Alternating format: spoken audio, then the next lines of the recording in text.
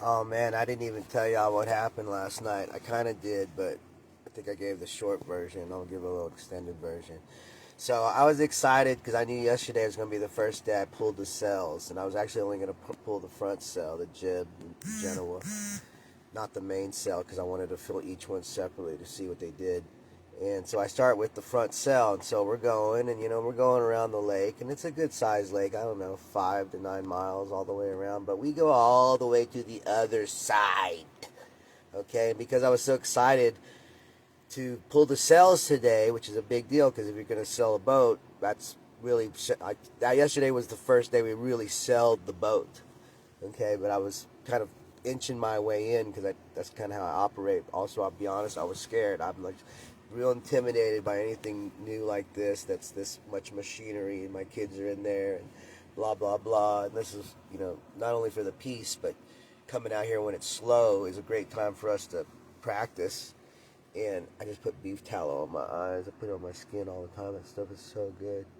Like it's still beef tallowy, and I did it like over an hour ago, maybe 2 hours ago.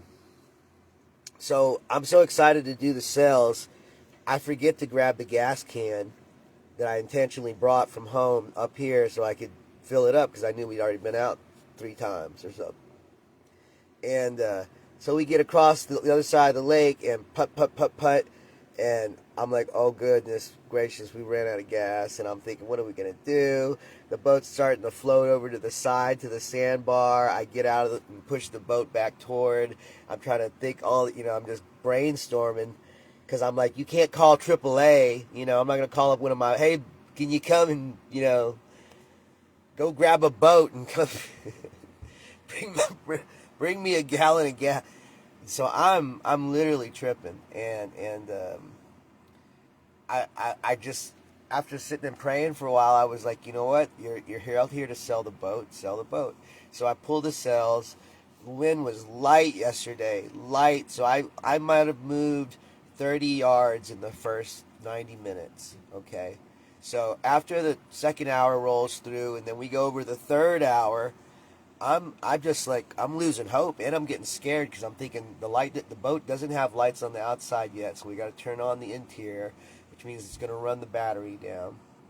I pump the gas thing a few times. I get it to start up for like 5 minutes, and then it dies again. I get it like another couple hundred yards or whatever before that dies. And we're talking, out of 5 or 6 miles, I've not even gone a mile yet. So I'm really stressing out. My friend Tracy from Austin, from the show we're doing tonight, you guys tune in. Make sure you tune in to the Two Step Tribe show, and the Patriot show. Yeah, it's just an amazing show. She does this show in honor of veterans. There's so much music involved. Uncle Rhino's going over all the stuff they're doing in Texas music, Texas Brew Radio, Springboard, so many big things. I'm really appreciative these guys are introducing me and letting me get acquainted with what they're doing right now. It's real exciting. But I'm getting a chance to be on the show. But she sends me one of her own songs, and I tell you, at first people send me stuff all the time. I'm just like, But this song was beautiful. Her voice was beautiful on it. The feeling, the meaning, and it was about Jesus. And I've been I was one of those people. I closed my heart off to Jesus a while back because of the church and just the stuff that was being shown to me, and like not seeing it correctly, because at that time that's what I equated with Christ. But after a while, I think it was in the last month or two, it was like I realized that I did not have to forgo my belief in the teachings of Jesus and what he meant. And I think it was watching the Chosen series again. I was kept watching how they portrayed him, and some of it I didn't like, some of it I thought was like the Roman manipulation version, but a lot of it they try to be true to what his character might have been, and I was like, that's what it is. That's what it is. It's not the church, it's not the books, it's not the laws like the Sadducees and Pharisees and everything Jesus was saying. That's not what it's. And I was just like so moved. I start crying, and I was just feeling her song. It really opened my heart.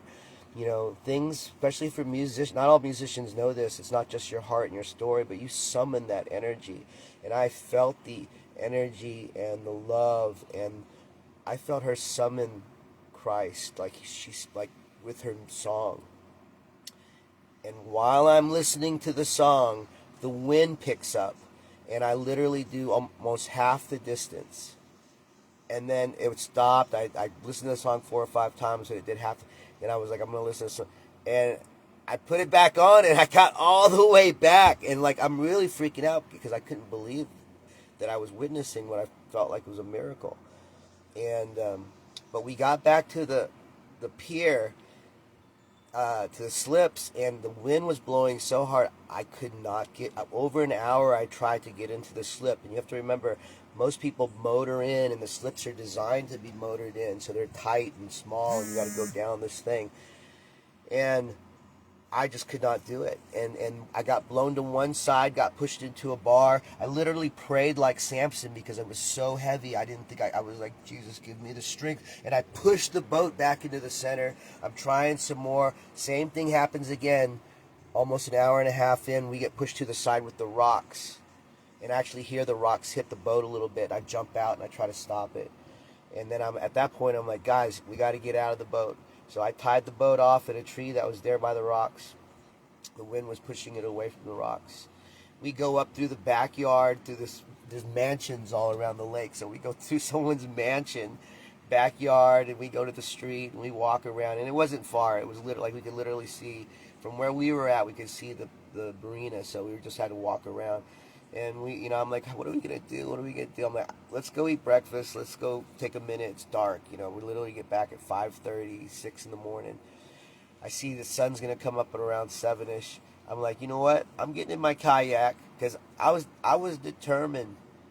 I was determined. Like, I knew, but it was also, I knew there was a lesson going on for me.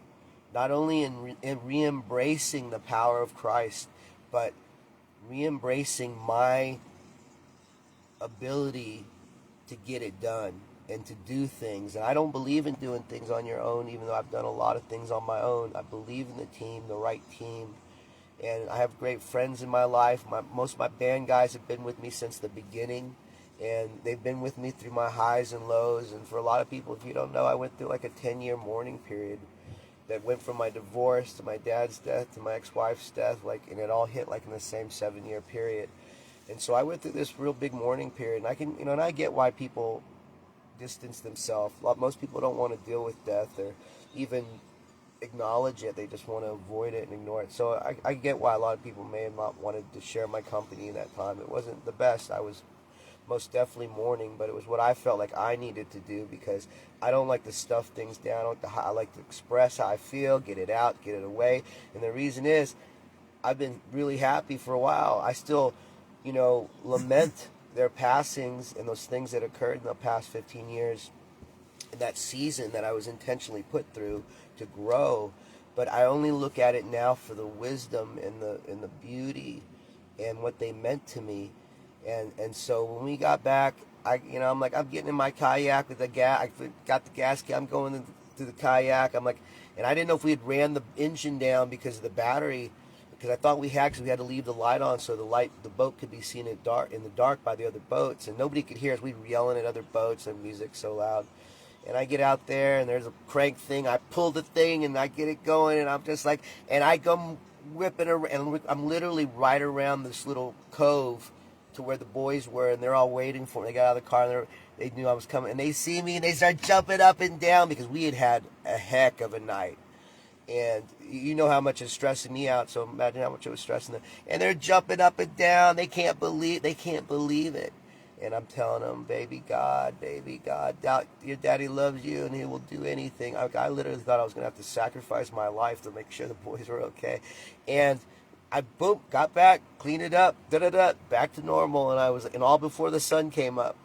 And that was not only an adventure, but it was this amazing lesson and parable. And I was just so thankful to not only receive it myself and I share it with Tracy and Unc, but for my boys to see it, for them to see the magnitude and power of the Creator's protection and love, and just to see that no matter how desolate things can look at times, that boom, if you're on the right team, you're winning, because in the end there is only love. And one of my visions I had over the past 30 years The creator, actually, it was Christ, to be honest. It was in Key Almirada. We were down there for a 3-day music festival, and I'm just out of my mind. And I see Jesus, and he says, "Come with me. Will you leave everything? Come with me." And at that time I thought I was hallucinating, but I don't think I was hallucinating. I just had a window open to another reality. And I strip down all my clothes, and I walk out to a crowd of like 4,000 on the beach. One of my girlfriends comes running out and wraps me in a towel and brings me back in. But to have that reuniting feeling that I had pushed away because of the church, other people that weren't representing their faith correctly, and which is a terrible reason to let go. But I'm a younger man then, more wounded then, more angry about the way the world was and the way people were and the fakeness, and so that was part of it. But to feel that reuniting energy again, and to be able to share that with my children, and to let them see the work happening right before our eyes, was priceless. Priceless. Keep it kung fu. That's what you got to do. Come on.